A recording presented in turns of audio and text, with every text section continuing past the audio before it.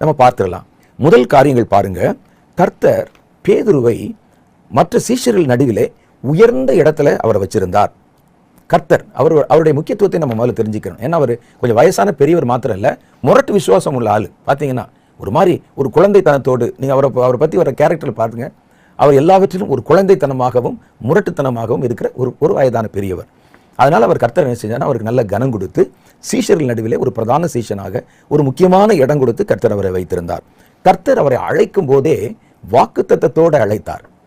சிலரை கர்த்தர் அழைக்கும் போது என்னை பின்பற்றி வா அப்படின்னு மாத்திரம் சொல்லுவார். ஆனால் இவரை கர்த்தர் அழைக்கும் போது ஒரு ப்ராமிஸ் கொடுத்து வாக்குத்தத்தம் சொல்லி தான் கர்த்தர் அழைத்தார். மத்தேயு சுவிசேஷம் 4வது அதிகாரம் 18, 19 ஆகிய வசனங்கள் சொல்கிறது.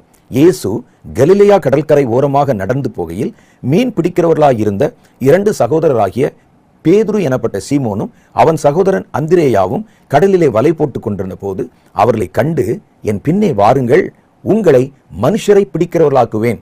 என் பின்னே வாருங்கள் என்பது ஒரு கட்டளை, மனுஷரை பிடிக்கிறவர்களாக்குவேன் என்பது வாக்குத்தத்தம். உன்னை வச்சு பரலோகத்துக்கு மனிதர்களை சேகரம் பண்ணுகிற, மனிதர்களை நீ கர்த்தருக்கென்று ஆயத்தப்படுத்துகிற, மனிதர்களை உனக்கு கொள்ளைப் பொருளாய் கொடுக்க நான் தருவேன் என்பது ஒரு வாக்குத்தத்தம். அப்போ இது ஒரு பெரிய ஒரு விசேஷித்த ஒரு குணாதிசயம். சிலரை பார்த்து வலையை விட்டு என்னை பின்பற்றி வா அப்படின்னு சொல்லிட்டு கர்த்தர் போவார், பின்பற்றி போவாங்க. இவருக்கு வாக்குத்தத்தம் கொடுத்து கர்த்தர் அழைத்திருந்தார்.